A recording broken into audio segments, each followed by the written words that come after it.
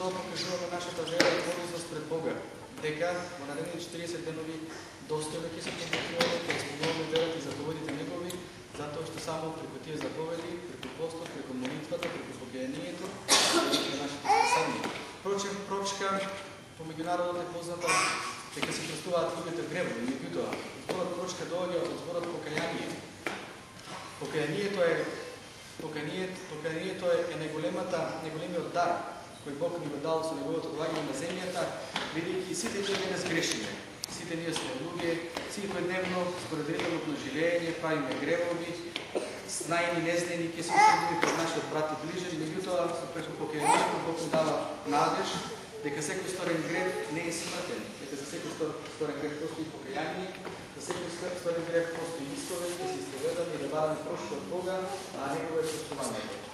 Затоа би дал кратки пастија, како да продолжиме да се подготвиме на наредните денови за Великден. Значи, постот започнува од сега, од овој час, од оваа вечерна молитва. Во наредните денови е строг пост. Ние живееме во еден град, кој што е многу голем, кој што живеете динамичен, сите имаме различни обврски, некои се на пат, некои се во болница, некои се секаде, така што не значи дека треба да бидеме робови на постот и дека еве денес јас сум на пат, не можам да најдам ништо посто и ајде ќе гладуваме. Значи Бог ни го дал повеќе да го крепиме, да го стоплуваме, да го негуваме, затоа што тоа не е негов дар. Затоа, ако се најдеме на пат, ако се најдеме болни, тоа не значи дека ние строго мора да ги исполнуваме заповедите, ами ќе се укрепиме, ќе го стоплиме на телото, исто како некој мало дете, кога ќе падне, ако не стани, никош нема да порасне. Така и ние духовно, ако паднеме локално, ако се огрешиме, ако се омрсиме, значи пак продолжуваме.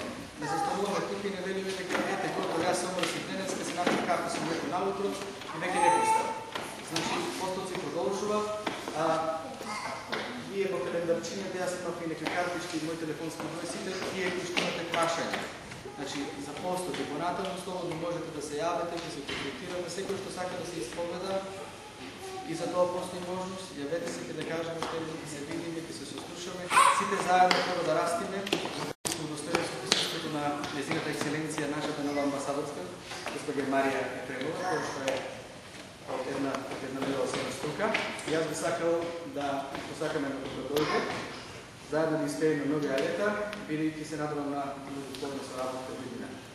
Многаја лета,